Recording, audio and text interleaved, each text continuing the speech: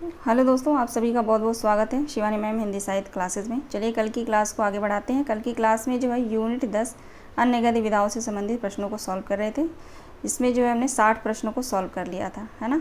चलिए आज की क्लास में उसके आगे के प्रश्नों को सॉल्व करते हैं। टोटल जो है आज की क्लास में 80 प्रश्न होंगे, ठीक है। चलिए कल जो मैंने क्वेश्चन सॉल्व कराया था, ये पहला ही क्वेश्चन, इसको मैंने सही कर दिया है आज के पीडीएफ में, ठीक है। यहाँ पे रहना चाहिए था निम्न में से कौन सा पात्र माटी के मूर्ति रेखा चित्र से है, ठीक है। और कल जो मैंने पढ़ाया था उस पीडीएफ में नहीं था, नहीं को मैंने हटाया नहीं था, लेकिन आज हटा दिया क्योंकि ये जो पीडीएफ मैं आप लोगों के पास जो है सेंड करूँगी आंसर के साथ, ठीक है ना। तो इस पर है रहेगा, तो इसको मैंने सही कर दिया है। इसका राइट आंसर यहाँ पे ए, बी और सी, ठीक है। ए, बी और सी हो जाएगा, ठीक है ना। चलिए कल जो है हम 60 प्रश्न तक सॉल्व कर लिए थे, देखेंगे आज क्वेश्चन नंबर 61 से।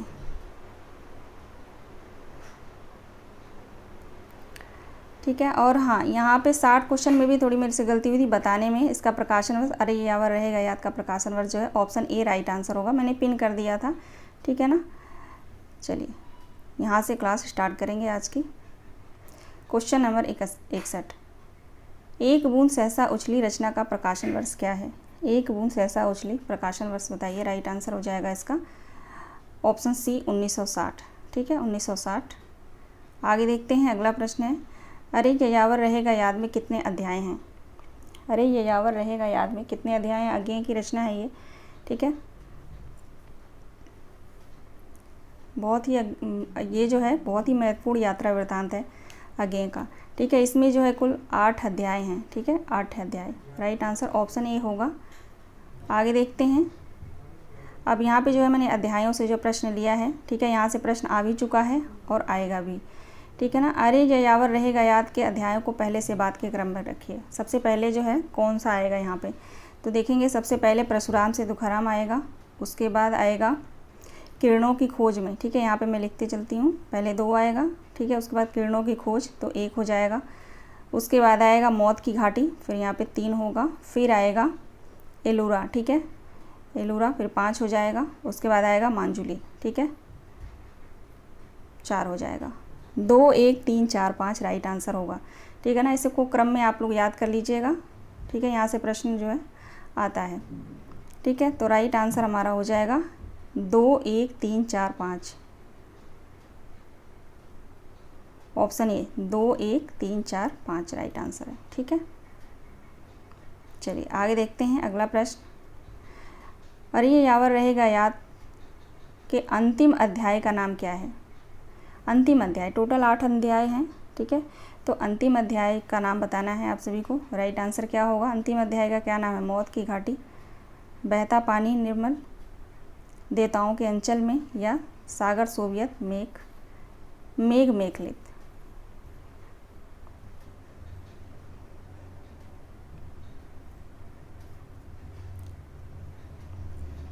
राइट आंसर क्या होगा,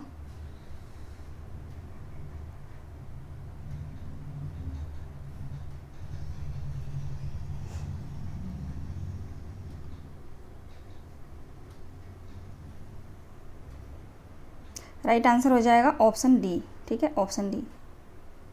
सबसे जो अंतिम अध्याय है ये वो है सागर सोवियत मेघ मेखलित, ठीक है। राइट आंसर हो जाएगा ऑप्शन डी। चलिए आगे बढ़ते हैं।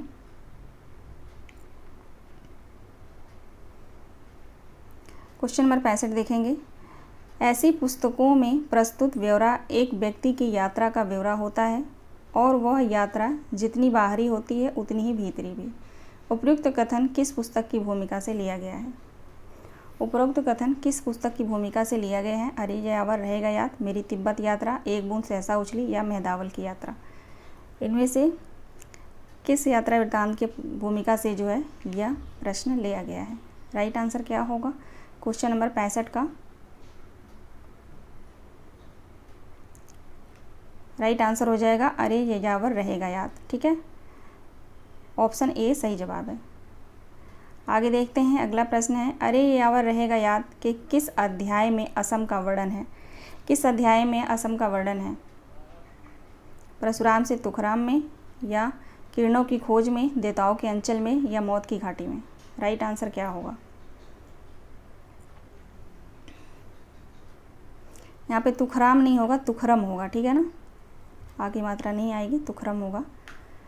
क्वेश्चन नंबर 66 का राइट आंसर हो जाएगा ऑप्शन ए, परशुराम से तुखरम, ठीक है। पहले ही अध्याय में जो असम का वर्णन मिलता है, ठीक है ना। आगे देखते हैं, अरे यावर रहेगा याद के किस अध्याय में जम्मू कश्मीर का वर्णन है? किस अध्याय में जम्मू कश्मीर का वर्णन मिलेगा? क्वेश्चन नंबर 67 का राइट आंसर हो जाएगा किरणों की खोज में। राइट आंसर ऑप्शन सी होगा, किरणों की खोज, ठीक है। आगे देखते हैं, अगला प्रश्न है, शूद्र मानव को कभी कभी देवताओं का समकक्षी हो सकने का सौभाग्य प्राप्त है, लेकिन वह सौभाग्य अधिक देर तक बना नहीं रह सकता। उपयुक्त कथन अरे यावर रहेगा याद कि किस अध्याय से लिया गया है? ये जो कथन है वो किस अध्याय से है? मौत की घाटी में, किरणों की खोज में, देवताओं के अंचल में या एलूरा में? एलूरा जो है 5वां अध्याय है, ठीक है ना, एलूरा 5वां अध्याय है, ध्यान रखेंगे आप लोग। देवताओं के अंचल में 3रा अध्याय है, किरणों की खोज में 2रा अध्याय है, ठीक है। और मौत की घाटी में जो है 4था अध्याय है। क्वेश्चन नंबर 68 का राइट आंसर हो जाएगा ऑप्शन ए, मौत की घाटी में, ठीक है। मौत की घाटी से जो ये प्रश्न लिया गया है, ये कथन है, ठीक है। आगे देखेंगे, अरे यावर रहेगा याद के संदर्भ में सुमेलित कीजिए। अरे यावर रहेगा याद के संदर्भ में सुमेलित कीजिए। जब ये यात्रा वृत्तांत आप लोग पढ़ेंगे तो ये सभी नाम आते हैं, ठीक है। रोहतांग, शिवसागर, जल्दाबाद, इसका जो है वहाँ पे अन्य नाम भी दिया गया है, तो ये इसको सुमेलित करने के लिए मैंने लिया है ताकि आप लोग इसको जानकारी रहे आप सभी को। यहाँ से अगर आता है मिलान के लिए या पूछा जा सकता है कि अरे यावर रहेगा याद में जो है रोहतांग को क्या बोला गया है, तो मौत की घाटी। शिवसागर शिवसागर को दीव सागर नहीं, हिव सागर रहेगा यहाँ पे, ठीक है, हिव सागर रहेगा, ठीक है। और यहाँ पे खुलदाबाद होगा, जल्दाबाद गलती से टाइप हो गया है, खुलदाबाद, ठीक है। खुलदाबाद को जो है स्वर्ग की बस्ती कहा गया है। तो उपरोक्त ये सभी सुमेलित हैं। राइट आंसर ऑप्शन डी हो जाएगा। इन शब्द को आप लोग ध्यान रखिएगा, ठीक है ना। क्वेश्चन नंबर 69 का राइट आंसर ऑप्शन डी हो जाएगा। आगे देखते हैं, अगला प्रश्न है, आवारा मसीहा के संदर्भ में विचार कीजिए। आवारा मसीहा के संदर्भ में विचार कीजिए। राइट आंसर क्या होगा क्वेश्चन नंबर 70 का? ऑप्शन ए है, हिंदी ग्रंथ रत्नाकर बम्बई के स्वामी श्री नाथू प्रेमी ने शरद साहित्य का प्रमाणिक अनुवाद हिंदी में प्रकाशित किया है। ऑप्शन दूसरा है, शरद चंद्र के पिता का नाम मोतीलाल चट्टोपाध्याय और माता का नाम भुवन मोहिनी था। ऑप्शन तीसरा है, शरद चंद्र रंगून में रहकर कलर की नौकरी कर रहे थे जो अस्थायी था। ऑप्शन चौथा है, बड़ी दीदी कहानी के प्रकाशन के समय शरद रंगून से वापस अपने गांव भाग गए थे। ऑप्शन पांचवा है, श्रीकांत तथा विराज बहू जैसे उपन्यास की रचना की और अंत में वह त्याग पत्र देकर कोलकाता चले गए। राइट आंसर क्या होगा?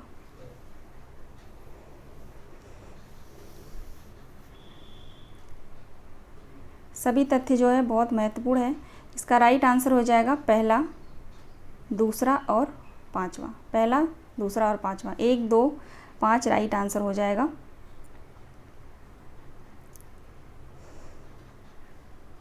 एक, दो, 5 यहाँ पे राइट आंसर होगा, ठीक है। लेकिन ऑप्शन में है नहीं, तो ए ऑप्शन यहाँ पे जो है इसको हम ए ऑप्शन बना देते हैं पहला, ठीक है, A, B, C, D, ठीक है। तो इसको 3 को काट देते हैं, यहाँ पे लिख देते हैं 5, ठीक है। तो 1, 2, 5 राइट आंसर होगा। अब जो गलत है उसको एक बार देख लेते हैं, तीसरा क्यों गलत है। शरद चंद्र रंगून में रहकर कलर की नौकरी कर रहे थे जो अस्थायी था। अस्थायी तो था लेकिन बाद में अस्थायी हो गया था, ठीक है ना। तो ये बात ध्यान रखेंगे आप लोग, इसलिए गलत हो गया ये पॉइंट। चौथा ऑप्शन क्यों गलत है? बड़ी दीदी कहानी के प्रकाशन के समय शरद रंगून से वापस अपने गाँव भाग गए थे। गाँव नहीं गए थे, वहीं पर थे, ठीक है, रंगून में ही थे, तो इसलिए जो है ये ऑप्शन गलत है दोनों, ठीक है। ज़रा सा माइनर से यहाँ पे जो है गलती है, तो पेपर में भी तो ऐसे ही आता है, छोटी सी गलती होती है वहाँ भी, ठीक है ना। तो ध्यान रखेंगे आप लोग। राइट आंसर 1, 2, 5 रहेगा, ठीक है, ऑप्शन ए।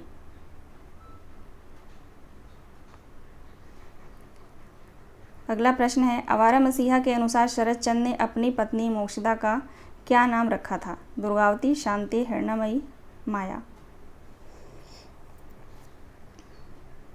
राइट आंसर है हिरणामयी, ठीक है। आगे देखते हैं। अगला प्रश्न है, आवारा मसीहा के अनुसार शरद चंद्र कलकत्ता आने पर किन निबंधों की रचना की थी? आवारा मसीहा के अनुसार शरद चंद्र कलकत्ता आने पर इनमें से किन निबंधों की रचना की थी? क्वेश्चन नंबर 72 का राइट आंसर हो जाएगा ए और बी, ठीक है। नारी का मूल्य और रामेर सुमत, ये दोनों रचनाएं, ठीक है। तो ए बी राइट आंसर हो जाएगा, ऑप्शन 4 ए और बी। चलिए आगे देखते हैं। क्वेश्चन नंबर 73 देखेंगे।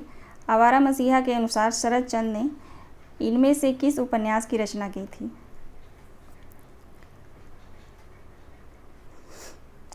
आवारा मसीहा के अनुसार शरद चंद्र ने इनमें से किस उपन्यास की रचना की थी?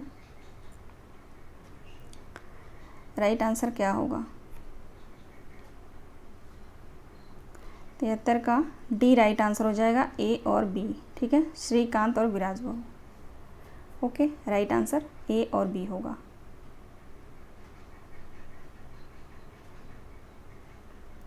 क्वेश्चन नंबर 74 देखेंगे। आवारा मसीहा के प्रमुख पात्र कौन है इसमें?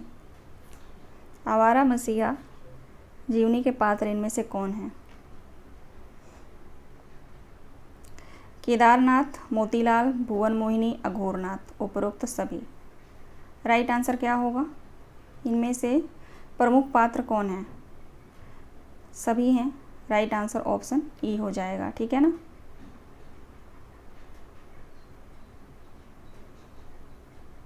आवारा मसीहा का प्रकाशन वर्ष बताइए। आवारा मसीहा का प्रकाशन वर्ष क्या है? 1974। राइट आंसर हो जाएगा 1974।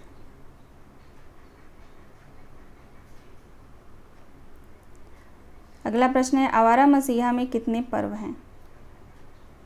आवारा मसीहा रचना में कितने पर्व हैं? तो 3 पर्व हैं, 3 पर्वों में विभाजित है, ठीक है। आगे चलिए आगे देखते हैं।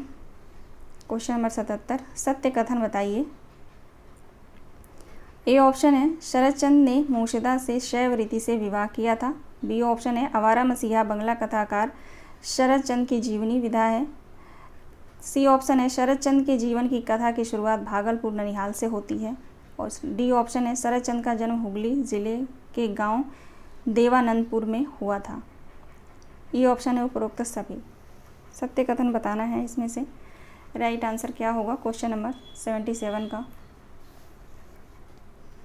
राइट आंसर हो जाएगा उपरोक्त सभी, ई ऑप्शन, ठीक है। ई ऑप्शन राइट आंसर होगा। सभी जो यहाँ पे पॉइंट दिए गए हैं सभी सत्य हैं। अगला प्रश्न है, आवारा मसीहा को लिखने में विष्णु प्रभाकर जी को कितने वर्ष लगे थे? आवारा मसीहा जीवनी को लिखने में प्रभाकर जी को कितने समय लगे थे? 14 वर्ष। राइट आंसर हो जाएगा ऑप्शन डी।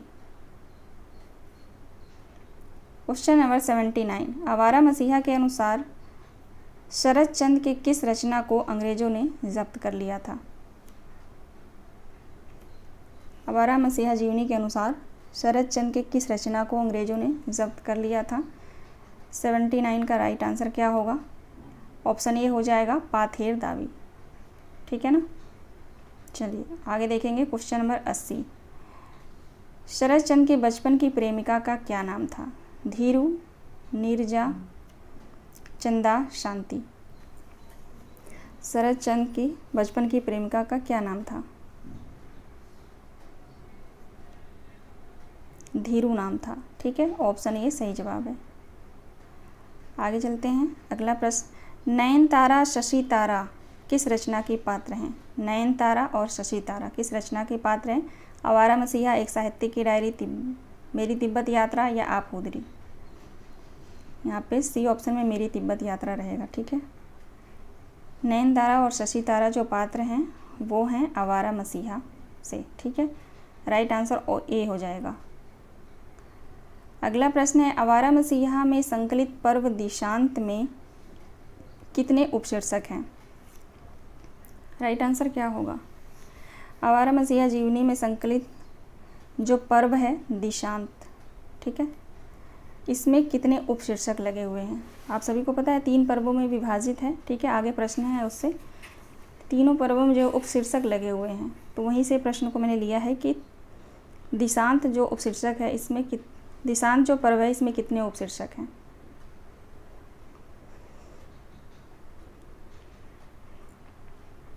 राइट आंसर क्या होगा क्वेश्चन नंबर 82 का?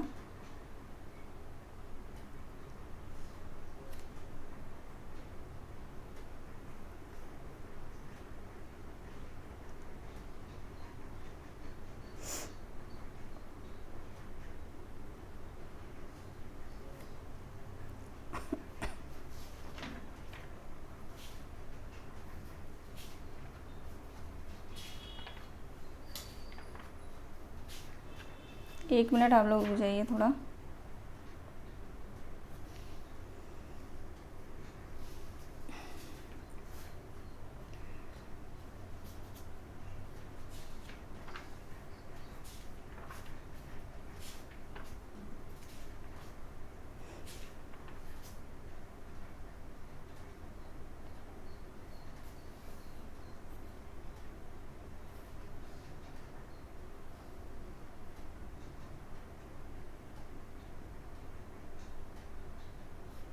बस एक सेकेंड रुक जाइए। हाँ ठीक है, ऑप्शन सी राइट आंसर इसका हो जाएगा। ठीक है ना,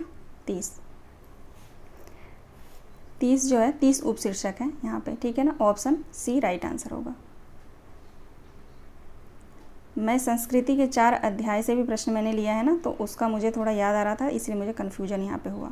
ठीक है ना, चलिए देखते हैं अगला प्रश्न। आवारा मसीहा के किस पर्व में शरत चंद्र चट्टोपाध्याय के बचपन की घटनाएं हैं? राइट आंसर क्या होगा? किस पर्व में शरत चंद्र चट्टोपाध्याय के बचपन की घटनाएं हैं? दिशाहारा, दिशा की खोज या दिशांत? ठीक है, तो दिशाहारा पहला पर्व है, दिशा की खोज दूसरा पर्व है और दिशांत जो है तीसरा पर्व है।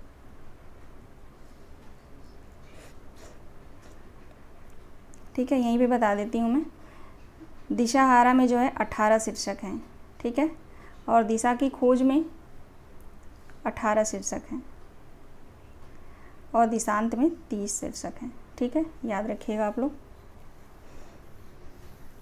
तो उनकी जो बचपन की घटनाएं हैं वो है दिशाहारा में। राइट आंसर ऑप्शन ए हो जाएगा, दिशाहारा। चलिए आगे देखते हैं अगला प्रश्न। वह खिलाड़ी था, विद्रोही भी उसे कह सकते हैं, पर बदमाश वह किसी भी दृष्टि से नहीं था। पिता की तरह उसमें भी प्रचुर मात्रा में सौंदर्य बोध था। उपयुक्त कथन किस रचना से उद्धृत है? आवारा मसीहा से, एक साहित्यिक की डायरी से, आप खुदरी से या जामुन का पेड़? तो राइट आंसर हो जाएगा आवारा मसीहा, आवारा मसीहा से।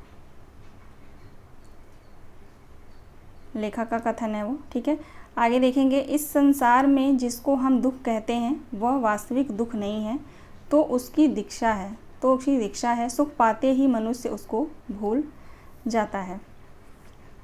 उपरोक्त कथन किस रचना से लिया गया है? यह कथन किस रचना से है?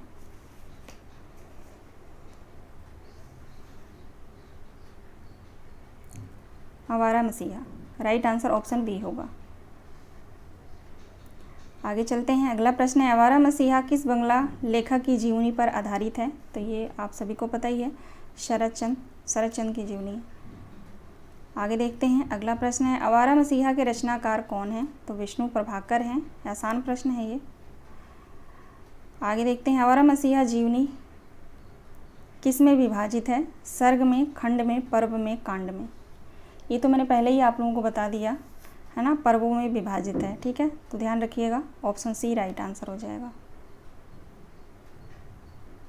क्वेश्चन नंबर 89 देखेंगे। आवारा मसीहा के पर्वों का सही अनुक्रम बताइए। आवारा मसीहा के पर्वों का सही अनुक्रम बताइए। तो पहले हो जाएगा दिशाहारा, फिर दिशा की खोज, फिर देशांत, है ना। राइट आंसर ऑप्शन बी हो जाएगा। आगे चलते हैं, अगला प्रश्न देखिए, क्वेश्चन नंबर 90। विष्णु प्रभाकर ने आवारा मसीहा किस लेखक की प्रेरणा से लिखा था? विष्णु प्रभाकर ने आवारा मसीहा किस लेखक की प्रेरणा से लिखा था? अज्ञेय के, जैनेन्द्र, स्वयं या यशपाल?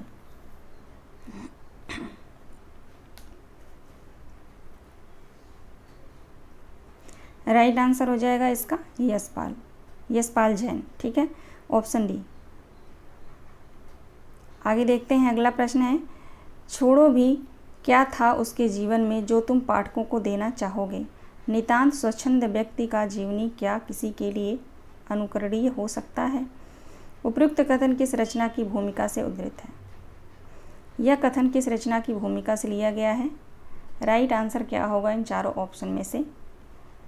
आवारा मसीहा, आवारा मसीहा से।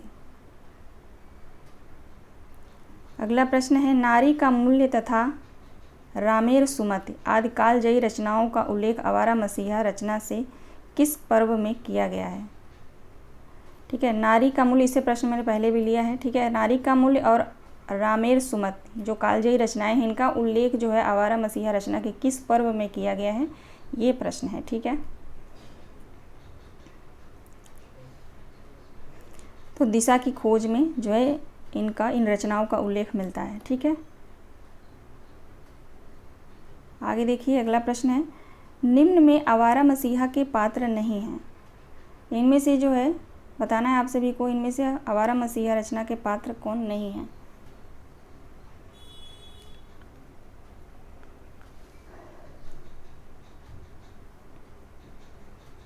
राइट आंसर हो जाएगा फुलिया, ठीक है। फुलिया नहीं है, बाकी काशीनाथ है, निरुपमा भी है, मणिंद्र भी है, ठीक है।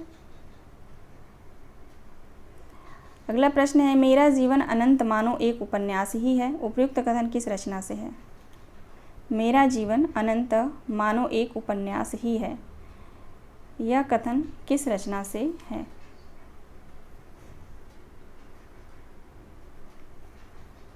आवारा मसीहा से, ठीक है। आवारा मसीहा बहुत बड़ी जीवनी है, ठीक है। तो जहाँ तक मैंने इसको पढ़ा और मुझे लगा जो प्रश्न महत्वपूर्ण, उन प्रश्नों को मैंने लिया है, ठीक है। बाकी एक पूरा वीडियो ही इसका है आवारा मसीहा से, उसमें जो है पूरा A to Z मैंने प्रश्नों को लिया है, ठीक है। तो वो भी आप लोग देख लीजिएगा। मैं आज इस वीडियो के डिस्क्रिप्शन बॉक्स में जो है वो चैनल का, उस वीडियो का लिंक डाल दूँगी, ठीक है। क्वेश्चन नंबर 95 देखिए, मैं मूर्ख भला उसको क्या जानूँ, तुम्हारे दादू ही जानते हैं। उपयुक्त कथन आवारा मसीहा से किस पात्र का है? ये जो कथन है आवारा मसीहा रचना से है, लेकिन किसका है, किस पात्र का? हिरण्मयी का, काशीनाथ का, निरुपमा का, शरद चंद्र का? क्वेश्चन नंबर 95 का राइट आंसर हो जाएगा हिरण्मयी, ठीक है। अगला प्रश्न है, सुमेलित कीजिए। दिशाहारा शरद चंद्र के बचपन की घटनाएं हैं। दिशा की खोज में साहित्यिक जीवन और जीविका का खोज का वर्णन है। दिशांत में सामाजिक कार्य एवं साहित्यिक विधाओं में उनकी रचनाशीलता को बताया गया है, या उपरोक्त सभी सुमेलित करना है, ठीक है। तीनों को याद रखिएगा कि दिशाहारा में शरद चंद्र के बारे में क्या बताया गया है, दिशा की खोज में क्या बताया गया है, और दिशांत में क्या चीज़ है, ठीक है। ये तीनों आप लोग बात याद रखिएगा। उपरोक्त सभी हो जाएगा यहाँ पे, ठीक है।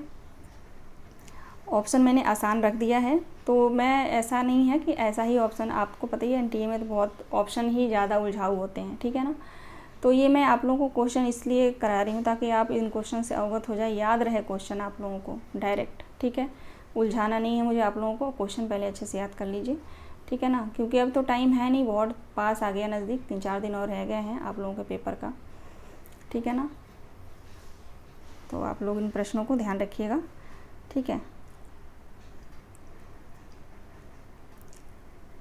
अगला प्रश्न है, एक साहित्य की डायरी के अनुसार कला के 3 क्षण में किस क्षण के अंतर्गत फैंटेसी का निर्माण होता है? एक साहित्य की डायरी में जो है कला के कितने क्षण बताए गए हैं? 3 क्षण बताए गए हैं, ठीक है। इसमें जो है किस क्षण में जो है, किस क्षण के अंतर्गत फैंटेसी का निर्माण होता है, ये बताना है।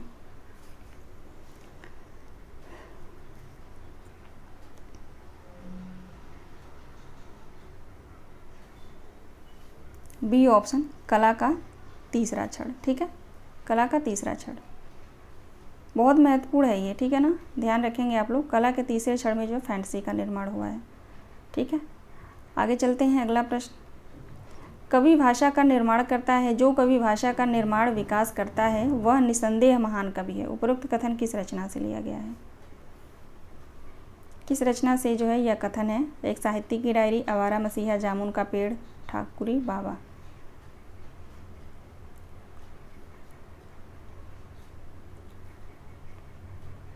ऑप्शन ए, एक साहित्य की डायरी से लिया गया है, ठीक है। आगे देखते हैं, अगला प्रश्न है, एक साहित्य की डायरी में किस अध्याय में मुक्तिबोध अपनी किस कविता का उल्लेख करते हैं? एक साहित्य की डायरी जो रचना है इसमें जो है आपको बताना है, आप सभी को बताना है कि मुक्तिबोध ने अपनी किस रचना का उल्लेख करते हैं।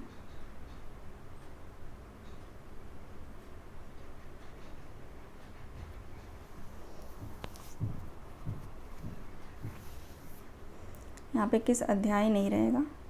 एक साहित्य की डायरी में मुक्तिबोध ने अपनी किस कविता का उल्लेख करते हैं या किया है, ठीक है।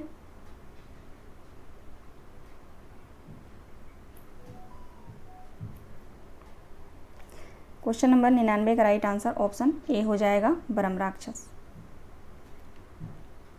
आगे देखते हैं, अगला प्रश्न, एक साहित्य की डायरी का प्रकाशन वर्ष क्या है? एक साहित्य की डायरी का प्रकाशन वर्ष क्या है?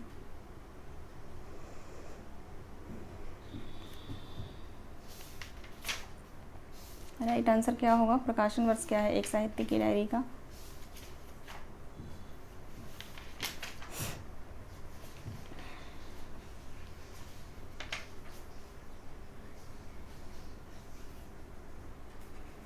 क्वेश्चन नंबर 100 का राइट आंसर हो जाएगा ऑप्शन ए, 1964, ठीक है।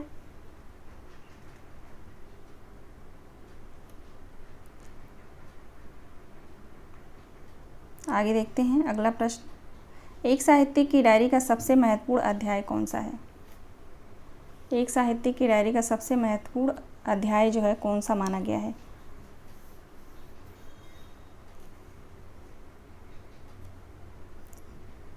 कला के तीसरा क्षण, ठीक है, तीसरे क्षण को, जो सबसे पहला ही अध्याय है।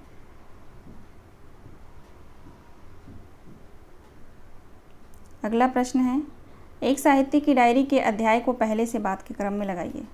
एक साहित्य की डायरी के अध्याय को पहले से बाद के क्रम में लगाइए। कुल कितने अध्याय हैं? 13 अध्याय हैं इसमें, ठीक है। लेकिन आप लोग ध्यान रखिएगा, जो लास्ट के दो एक साहित्य की डायरी के जो लास्ट के 2 अध्याय हैं ना, वो एक साहित्य की डायरी के दूसरे संस्करण में प्रकाशित हुए थे। इस बात को आप लोग ध्यान रखिएगा, ठीक है।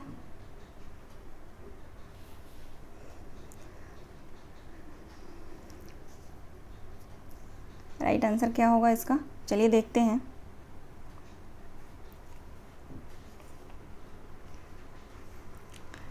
पहले जो आएगा तीसरा क्षण आएगा, ठीक है। उसके बाद आएगा एक लंबी कविता का अंत, ठीक है। उसके बाद आएगा एक लंबी कविता का अंत, फिर दूसरा आएगा, फिर यहाँ पे 3 हो जाएगा। उसके बाद आएगा डबरे पर सूरज का बिंब, 2 हो जाएगा। फिर आएगा हाशिए पर कुछ नोट्स, ठीक है, तो 4 होगा यहाँ पे। उसके बाद आएगा सड़क को लेकर एक बातचीत, 5 होगा। 1 3 2 4 5, 1 3 2 4 5 राइट आंसर हो जाएगा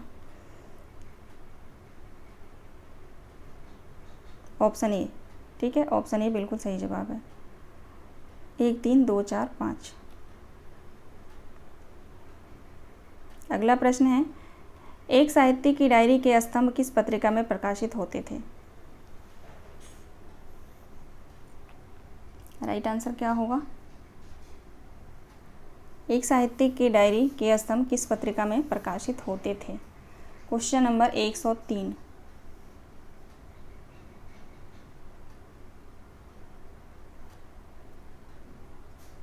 वसुधा और नया खून, ठीक है, तो ए और सी राइट आंसर हो जाएगा। आगे देखते हैं, अगला प्रश्न है, निम्न में से कौन सा स्तंभ एक साहित्य की डायरी के प्रथम संस्करण में प्रकाशित नहीं हुआ?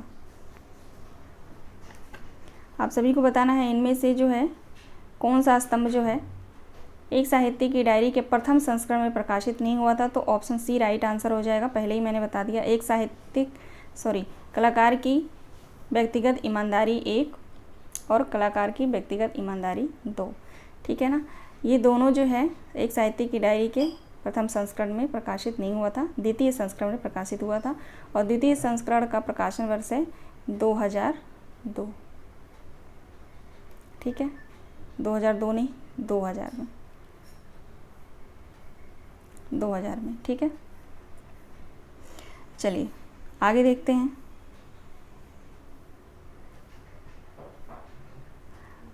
अगला प्रश्न है, क्या भूलूं क्या याद करूं आत्मकथा के संदर्भ में विचार कीजिए। क्या भूलूं क्या याद करूं आत्मकथा के संदर्भ में विचार कीजिए। राइट आंसर क्या होगा? ऑप्शन ए है, क्या भूलूं क्या याद करूं में हरिवंश राय बच्चन अपने परदादा के समय से बात आरंभ करते हैं और पीढ़ी दर पीढ़ी जीवन चित्र प्रस्तुत करते अपनी कथा तक जाते हैं। ऑप्शन बी है, इसमें जीवन के पूर्वार्ध का चित्रण है।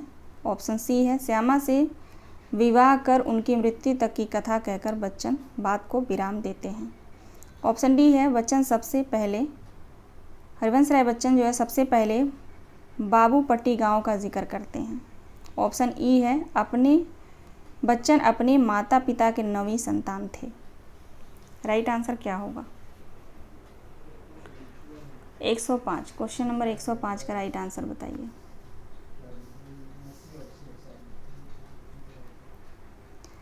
राइट आंसर हो जाएगा ए बी सी, ठीक है। ए बी सी बिल्कुल राइट आंसर है, ठीक है। डी ऑप्शन गलत है और ई ऑप्शन गलत है, ठीक है ना, ठीक है। राइट आंसर ऑप्शन ए होगा। आगे देखते हैं। यहाँ पे ध्यान रखेंगे आप लोग, 9वीं संतान नहीं 6वीं संतान थे, ठीक है ना। अगला प्रश्न है, क्या भूलूं क्या याद करूं रचना में गांव का उल्लेख है। अमोढ़ा, देवानंदपुर, भागलपुर, बाबूपट्टी।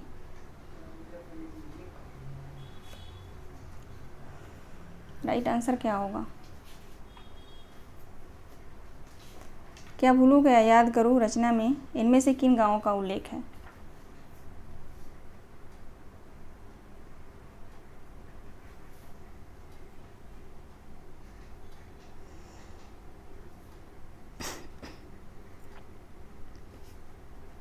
राइट आंसर हो जाएगा अमोढ़ा और बाबूपट्टी, ठीक है। ए और डी, अमोढ़ा और बाबूपट्टी, ठीक है। तो ए और डी राइट आंसर हो जाएगा। ऑप्शन ए, ठीक है।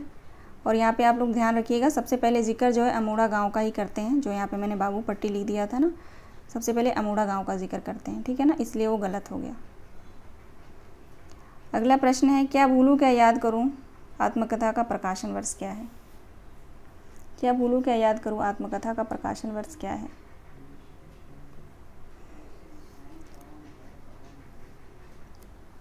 राइट आंसर हो जाएगा ऑप्शन बी।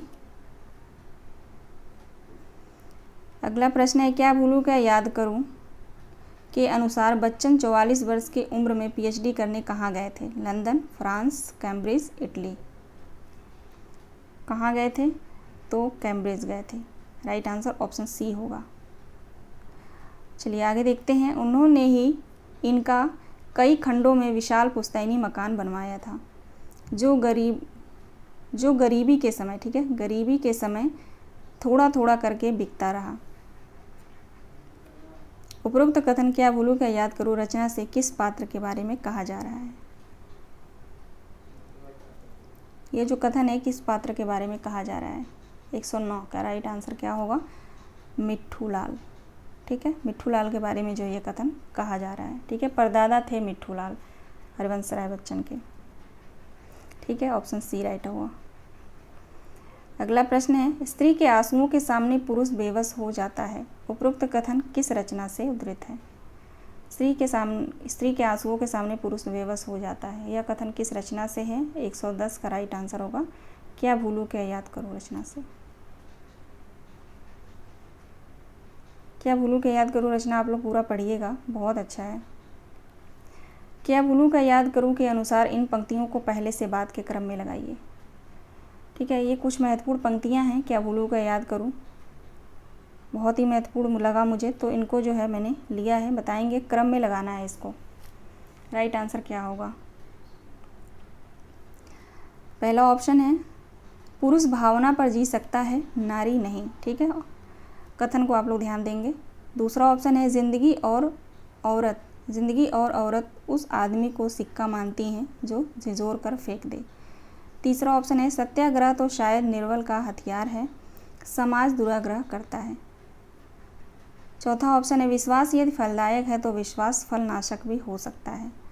पांचवा ऑप्शन है नारी स्वभाव से ही अभिनेत्री होती है। तो इसको क्रम में लगाना है, तो ये बिल्कुल क्रम में है। ठीक है, राइट आंसर ऑप्शन ए हो जाएगा, बिल्कुल क्रम में है, आप लोग ध्यान रखिएगा इन सभी ऑप्शन को। ज़रूरी नहीं है कि क्रम में आएगा ये, तो लेकिन इन कथनों को पूछा जा सकता है। ठीक है, आगे देखते हैं। अगला प्रश्न है क्या भूलूं क्या याद करूं के अन्य पात्र कौन हैं? मनसा, गणेश, रामचरण शुक्ल, राजनाथ पांडे या उपरोक्त सभी? बताइए, क्या भूलूं क्या याद करूं के अन्य पात्र इनमें कौन कौन हैं? सभी हैं, उपरोक्त सभी। राइट आंसर ऑप्शन ई होगा। ठीक है,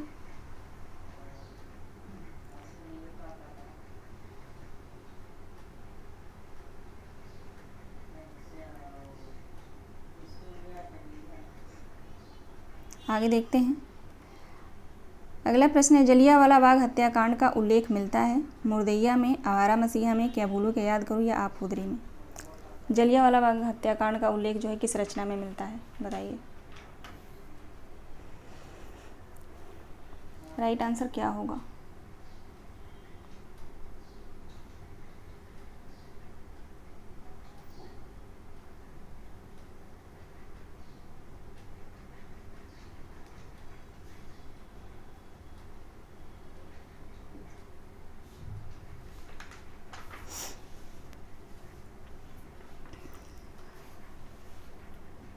एक मिनट यहाँ पर रुकिए। तो इस वाले प्रश्न में क्या भूलूं क्या याद करूं कि अन्य पात्र कौन हैं?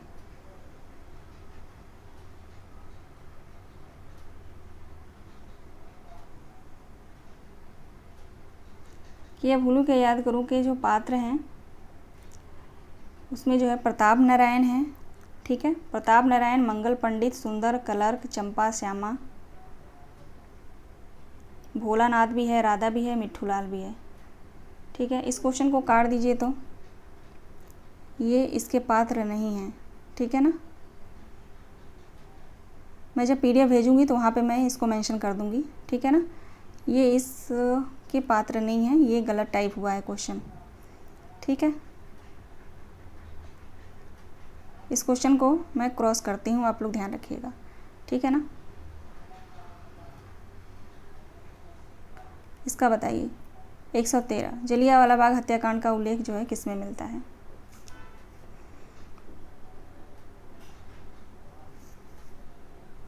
क्या भूलूं क्या याद करूं रचना में। ठीक है, क्वेश्चन नंबर 114, इसमें केवल बच्चन का परिवार और उनका व्यक्तित्व ही नहीं उभरा है, बल्कि उनके साथ समूचा काल और क्षेत्र भी अधिक गहरे रंग में उभरा है। उपरोक्त कथन क्या भूलूं क्या याद करूं आत्मकथा से किस आलोचक का है? यह कथन जो है किस आलोचक का है? क्वेश्चन नंबर 114 का राइट आंसर हो जाएगा ऑप्शन सी, हजारी प्रसाद द्विवेदी का है। ठीक है, आगे देखते हैं। अगला प्रश्न है यह हिंदी के आत्मकथा साहित्य की चरम प्रवृत्ति है। उपरोक्त कथन नरेंद्र शर्मा ने किस रचना के संदर्भ में कहा है? ये कथन जो है नरेंद्र शर्मा का है, लेकिन किस पुस्तक या किस रचना के बारे में इन्होंने कहा है? 115 का राइट आंसर ऑप्शन ए होगा, क्या भूलूं क्या याद करूं। अगला प्रश्न है ऐसी अभिव्यक्तियां नई पीढ़ी के लिए पाथेय बन सकेंगी, इसी में उनकी सार्थकता भी है। यह कथन किसका है? क्या भूलूं क्या याद करूं के लिए जो है यह कथन किसका है? Question number 116।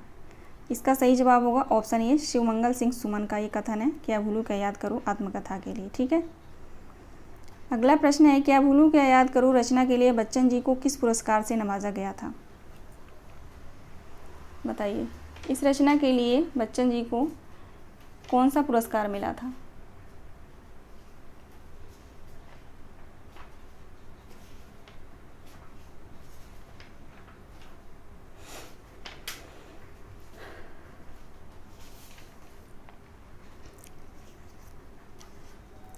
राइट आंसर हो जाएगा ऑप्शन बी सरस्वती सम्मान। ठीक है, और कब मिला था?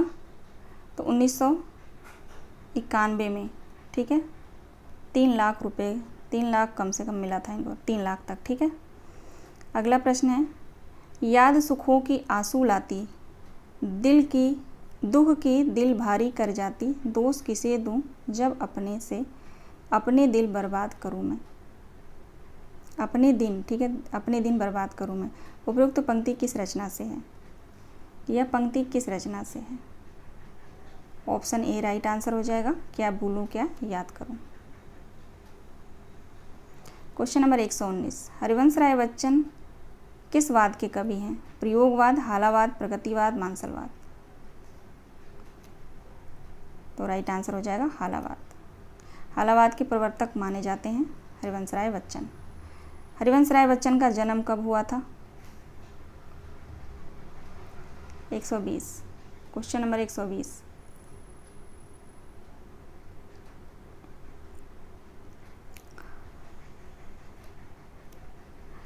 उन्नीस 1907 को। ठीक है, 27 नवंबर 1907 को इनका जन्म हुआ था। ठीक है, राइट आंसर ऑप्शन सी होगा। 1907 में और किसका जन्म हुआ है आप लोग कमेंट करके बताइएगा। अगला प्रश्न है, बच्चन जी ने अपनी आत्मकथा को क्या कहा है? स्मृति रथ यात्रा यज्ञ, स्मृति रथ यात्रा, स्मृति यात्रा या कोई नहीं। राइट आंसर हो जाएगा स्मृति यात्रा यज्ञ। ठीक है, स्मृति यात्रा यज्ञ।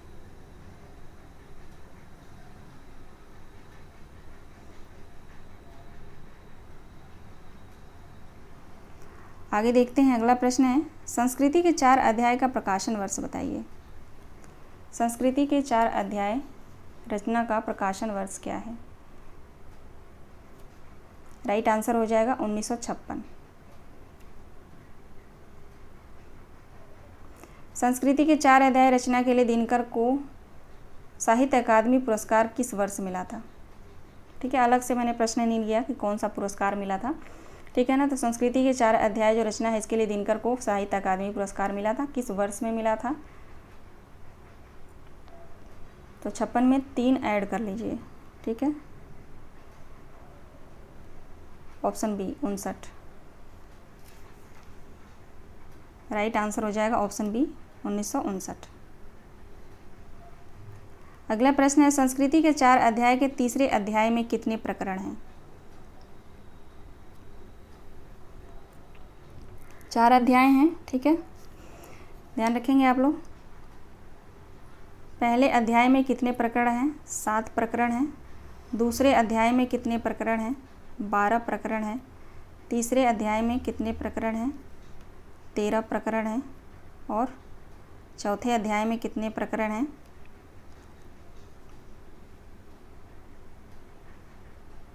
1 मिनट रुक जाइए।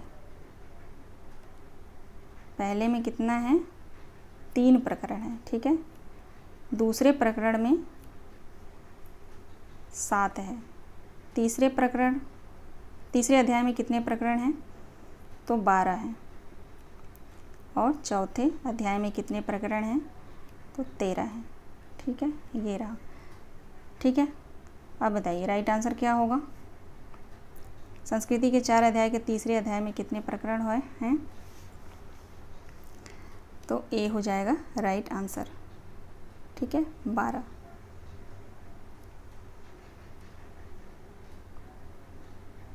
आगे देखते हैं, संस्कृति के 4 अध्याय के संदर्भ में विचार कीजिए। पहला ऑप्शन है, इस पुस्तक में 4 अध्याय हैं। दूसरा ऑप्शन है इस पुस्तक के दूसरे अध्याय का नाम हिंदू संस्कृति और इस्लाम है। तीसरा ऑप्शन देखेंगे, इस पुस्तक की भूमिका जवाहरलाल नेहरू ने लिखा है। ऑप्शन चौथा देखेंगे, यह पुस्तक भारत के तत्कालीन राष्ट्रपति राजेंद्र प्रसाद को समर्पित है। पांचवा ऑप्शन है, इस पुस्तक के द्वितीय अध्याय में आर्य आगमन का उल्लेख है। बताइए राइट आंसर क्या होगा।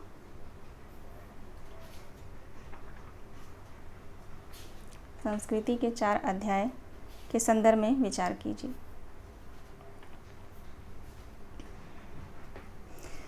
चलिए देखते हैं, यहाँ पे राइट आंसर हो जाएगा पहला ऑप्शन बिल्कुल सही है, ठीक है। तीसरा भी सही है, इस रचना की भूमिका पंडित जवाहरलाल नेहरू ने लिखा है, ठीक है। और जो है यह रचना जो है यह पुस्तक तत्कालीन राष्ट्रपति डॉक्टर राजेंद्र प्रसाद को समर्पित है। 1, 3, 4 राइट आंसर हो जाएगा। ऑप्शन ए 1, 3, 4 ऑप्शन ए बिल्कुल सही जवाब है, ठीक है ना।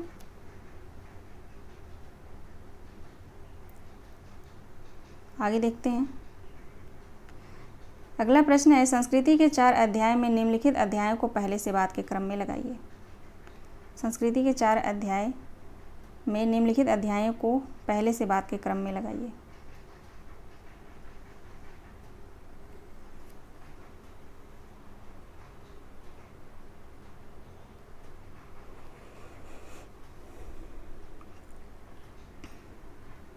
राइट आंसर हो जाएगा ऑप्शन ए, ठीक है। पहले चौथा आएगा भारतीय जनता की रचना और हिंदू संस्कृति का आविर्भाव, फिर आएगा पहला प्राचीन हिंदुत्व से विरोध, ठीक है।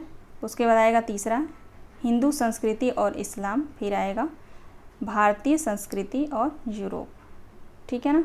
तो ये क्रम है 4, 1, 3, 2 राइट आंसर हो जाएगा 4, 1, 3, 2। आगे देखते हैं, रामधारी सिंह दिनकर ने इस पुस्तक यानी संस्कृति के 4 अध्याय पुस्तक में जो है बुद्ध के 4 आर्य सत्य बताए हैं। इनमें से वो कौन है। मनुष्य दुखी है, दुख आकारण नहीं है, दुख का विरोध संभव है, इस निरोध का मार्ग भी है। ये ऑप्शन है उपरोक्त सभी। 4 आर्य सत्य बताया है दिनकर ने। राइट आंसर ई हो जाएगा उपरोक्त सभी। चारों को याद रखिएगा, नाम याद, ठीक है। आगे चलते हैं, अगला प्रश्न है रामधारी सिंह दिनकर भारतीय संस्कृति के इतिहास कितने क्रांतियों में मानते हैं। रामधारी सिंह दिनकर जो है भारतीय संस्कृति के इतिहास कितने क्रांतियों में मानते हैं। 4, 5, 7, 8। 4 मानते हैं, ठीक है। 4 ही तो माना है ना, संस्कृति के 4 अध्याय नाम ही है उसका, 4 भागों में ही है। आगे देखते हैं, अगला प्रश्न है दिनकर ने संस्कृति के 4 अध्याय पुस्तक का अधिकांश सामग्री किस पुस्तक से लिया है। उर्दू के पुस्तक से, अंग्रेजी के पुस्तक से, फारसी या अरबी के पुस्तक से। अंग्रेजी के पुस्तकों से, ठीक है। अंग्रेजी के पुस्तकों से लिया है इन्होंने। मोस्ट इम्पॉर्टेंट प्रश्न है, आप लोग ध्यान रखिएगा। संस्कृति के 4 अध्याय के अधिकांश सामग्री जो है रामधारी सिंह दिनकर ने अंग्रेजी के पुस्तकों से लिया है। आगे चलिए, अगला प्रश्न है संस्कृति के 4 अध्याय के प्रथम अध्याय में किन विषयों पर चर्चा की गई है। आर्य आगमन, वैदिक संस्कृति, इस्लाम आगमन, यूरोप आगमन।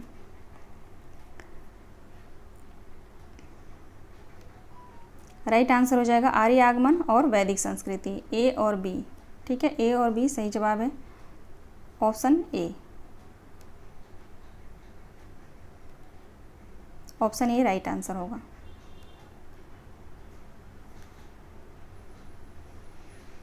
आगे चलते हैं, अगला प्रश्न है संस्कृति के 4 अध्याय के अनुसार दिनकर ने द्रविड़ों के कौन कौन विकास माना है।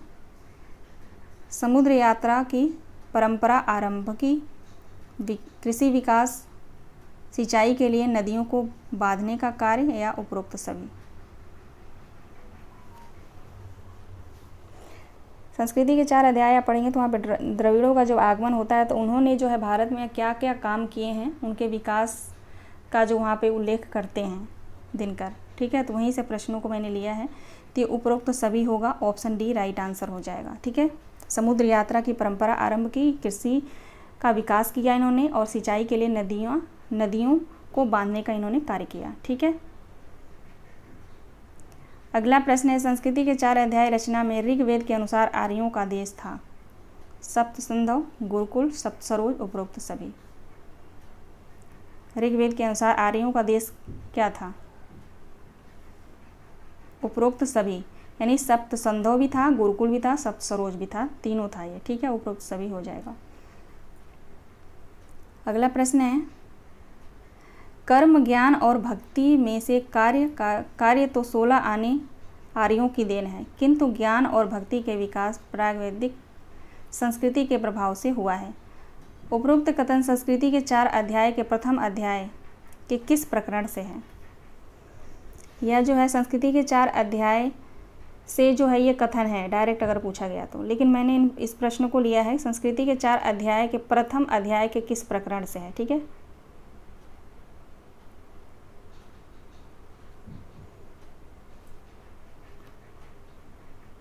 बी ऑप्शन सही होगा, प्रकरण 2 से।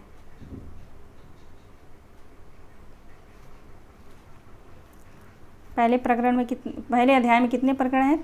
तीन प्रकरण है। ठीक है, तो वहीं से जो है दूसरा जो प्रकरण है पहले अध्याय का, वहीं से ये कथन है। ठीक है, ध्यान रखिएगा आप लोग। आगे देखते हैं, आदमी कमज़ोर पहले होता है, पराजय उसकी बाद होती है। देश की एकता पहले टूटती है, दास्ता उस पर बाद को आती है। उपरोक्त कथन किस रचना से उद्धृत है? आदमी कमज़ोर पहले होता है, पराजय उसकी बाद को होती है। देश की एकता पहले टूटती है, दास्ता उस पर बाद को आती है। यह कथन किससे है, किस रचना से है? Option A. हाँ, एक बात बताना तो मैं आप लोगों को भूल ही गई। कल मैंने बताया था ना कि एक टोटल जो है 160 प्रश्न हैं। ठीक है, तो वो कुछ प्रश्न जो है ना, वो संस्कृति के 4 अध्याय जो है प्रश्न मैंने लिया है, नहीं, तिब्बत यात्रा। ठीक है, मेरी तिब्बत यात्रा से जो है प्रश्न वहाँ पर रिपीट हो गया था नीचे। ठीक है, तो 20 प्रश्न मुझे हटाना पड़ा, टोटल 20 प्रश्न वहाँ पे रिपीट आ गया था। ठीक है, तो वो मुझे हटाना पड़ा। ठीक है, और फिर नए प्रश्न, अभी 20 प्रश्नों को बनाना तत्काल में थोड़ा पॉसिबल नहीं था, क्योंकि पढ़ना पड़ता है, ऐसे तो बना नहीं सकती मैं कहीं से भी उठा के। ठीक है ना, तो नहीं बनाया, तो 140 ही प्रश्न है। ठीक है, तो टोटल आज के क्लास में जो है 80 प्रश्न है, तभी मैंने आप लोगों को बताया स्टार्टिंग में 80 प्रश्न है। ठीक है, तो ये जो कथन है संस्कृति के 4 अध्याय से है, लेकिन मैंने छोड़ा कोई भी रचना नहीं है, सब जितनी भी गतिविधियाँ लगी हुई हैं सबसे मैंने प्रश्न लिया है। आगे देखते हैं, खुद ही को कर बुलंद इतना कि हर तकदीर के पहले खुदा बंदे से पूछे बता तेरी रज़ा क्या है। उपरोक्त पंक्ति किस रचना से है? यह पंक्ति किस रचना से है? तो संस्कृति के 4 अध्याय से है। बहुत बड़ा है संस्कृति के 4 अध्याय। आगे देखते हैं, रामधारी सिंह दिनकर के अनुसार खुसरो के समय मुसलमानों की कविताओं की भाषा क्या थी? रामधारी सिंह दिनकर के अनुसार जो है खुसरो के समय मुसलमानों की कविताओं की भाषा क्या थी? फारसी थी। ठीक है, संस्कृति के 4 अध्याय के अनुसार अकबर के राज्यारोहण तक सरकारी हिसाब किताब किस भाषा में रखा जाता था? तो हिंदी भाषा में रखा जाता था। ठीक है, जो कन्फ्यूजन वाले क्वेश्चन होते हैं वो थोड़ा सा मैं ले लेती हूँ। ठीक है, क्योंकि ये कन्फ्यूजन पैदा करेगा। संस्कृति के 4 अध्याय के अनुसार अकबर के राज्यारोहण, यानी अकबर जो मोहम्मदन मुसलमान था, तो ज़्यादा बच्चों का माइंड जो है उर्दू, फारसी या अरबी पे जाएगा। ठीक है ना, तो उसके राज्यारोहण में जो सरकारी हिसाब किताब होता था वो हिंदी भाषा में ही होता था। इस बात को आप लोग ध्यान रखिएगा, ऑनलाइनर नहीं तो कथन में पूछा जा सकता है। ठीक है, अगला प्रश्न है, धर्मराज, चित्रगुप्त, यमदूत, नारद मुनि किस रचना के पात्र हैं? जामुन का पेड़, संस्कृति के 4 अध्याय, भोला राम का जीव, आपोदरी। ये सभी पात्र जो हैं किस रचना से हैं? भोला राम का जीव। ठीक है, भोला राम का जीव रचना से जो है धर्मराज, चित्रगुप्त, यमराज, नारद मुनि ये सभी पात्र हैं। ठीक है, अगला प्रश्न है, भोला राम का जीव रचना में भोला राम की मृत्यु का कारण क्या था? समय पर हॉस्पिटल न जाना, समय पर पेंशन न मिलने पर भूखा रहना, नौकरी से रिटायर होना या सरकारी फाइल का खो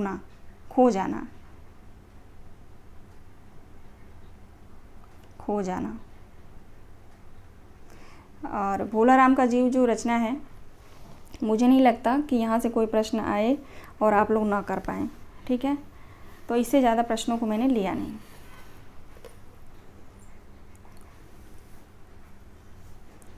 इसका सही जवाब होगा ऑप्शन बी, समय पर पेंशन न मिलने से भूखा रहना, ठीक है। समय पर पेंशन नहीं मिलता है उसको 5 साल तक, ठीक है, तो वो भूखा रहता है, इसके चलते जो है उसकी मृत्यु भी हो जाती है और उसका जीव जो है फाइल के पास रहता है। यही तो स्टोरी उसमें बताया गया है, ठीक है। आगे देखेंगे, भोला राम के लड़के का क्या नाम था। इसका लड़का जो है महत्वपूर्ण है, तो मैंने इसका नाम ले लिया, सुधाकर नाम था, ठीक है। इसके लड़के का नाम सुधाकर था। अगला प्रश्न है, भोला राम का जीव किस लेखक की व्यंग्य कहानी है। हरिशंकर परसाई की, ठीक है, हरिशंकर परसाई की। बहुत ही प्रचलित कहानीकार हैं ये, हरिशंकर परसाई व्यंग्य लेखक हैं ये, ठीक है ना। तो इनका भी पूछा जा सकता है, निम्न में से व्यंग्य लेखककार कौन है, ठीक है। तो हरिशंकर परसाई का नाम आप लोग याद रखिएगा, ठीक है। ये रहे टोटल प्रश्न, 141 प्रश्नों को मैंने सॉल्व कराया, ठीक है। तो आप आज रात को जो है इसको मैं आंसर लगा के और मैं आप लोगों को सेंड कर दूंगी, तो आप लोग रिवाइज करते रहिएगा, ठीक है ना। और क्लास को आप लोग लाइक कर दिया करिए, शेयर भी कर दिया करिए। आपके जो रिश्तेदारी में अगर कोई है, जान पहचान वाले हैं, तो उनको आप लोग शेयर कर दिया करिए, ताकि वो लोग भी अपनी तैयारी कर सकें अच्छे से, ठीक है। चलिए मिलते हैं कल की क्लास में। कल की क्लास में जो है आचार्य रामचंद्र शुक्ल के, टोटल आचार्य रामचंद्र शुक्ल के पुस्तक से ही जो मैं आदिकाल से लेकर छायावाद तक, ठीक है, आदिकाल से लेकर छायावाद से तक जो है 100 प्रश्नों को लूँगी, ठीक है। जितने भी प्रश्न बन सकते हैं, क्योंकि प्रश्नों को बनाने में जो है बहुत टाइम लगता है, ठीक है ना। तो कोशिश करूँगी 100 हो, 100 नहीं तो 60-70 तो होगा ही होगा, ठीक है। तो बहुत ही महत्वपूर्ण क्लास है कल वाली भी, उसको आप लोग देख लीजिएगा, ठीक है ना। अगर टाइम मिला तो एक स्टूडेंट है पारुल, वो कह रही थी ना, पारुल जी, मैं आपको बताना चाहूँगी कि जो मैं दो क्लासेस ली हूँ हिंदी कविता पे, उसमें जो है बहुत सारे प्रश्न उसमें हैं, जो कौन सी कविता किस कविता संग्रह में या किस रचना में संकलित है, ठीक है। प्रकाशन वर्ष भी मैंने बताया है, सुमेलित वाले भी प्रश्न है, हर तरह के प्रश्नों को मैंने लिया है। लेकिन आप अलग से कह रही हैं उसका बनाने के लिए, तो ठीक है, अगर टाइम मिलता है तो मैं बनाती हूँ, नहीं तो उन प्रश्नों को आप देख लीजिएगा, ठीक है। मैं पूरी कोशिश करूँगी कि मैं प्रश्न को बना लूँ, ठीक है ना। चलिए मिलते हैं नेक्स्ट वीडियो में। आप सभी दोस्तों का बहुत बहुत धन्यवाद।